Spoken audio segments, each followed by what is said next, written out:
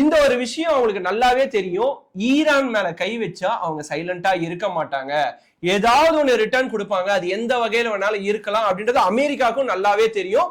அது மட்டும் இல்லாம ஈரானுக்கும் திருப்பி கொடுக்க வேண்டிய கட்டாயம் இருக்கு. ஏன்னா அந்த ஊர் மக்கள் அந்த அரசாங்கம் மேல வச்சிருக்க நம்பிக்கை. அப்படி இல்லை அப்படின்னா அந்த ஊர் மக்கள் அவங்கள நம்ப மாட்டாங்க. ஸோ பெரிய கான்ஃபிளிக்ட் இல்ல ஒரு பெரிய கிளாஷ் இல்ல வந்து கவர்மெண்ட் வந்து நாட் ஃபிட் ஃபார் கவர்னன்ஸ் அப்படின்னு சொல்லி டிக்ளேர் பண்றதுக்கான நிறைய பாசிபிலிட்டிஸ்லாம் உருவாகும். ஸோ என்ன பண்றாங்கன்னா ஈரான் வந்து ஒரு நாள் டைம் எடுத்துக்கிட்டாங்க.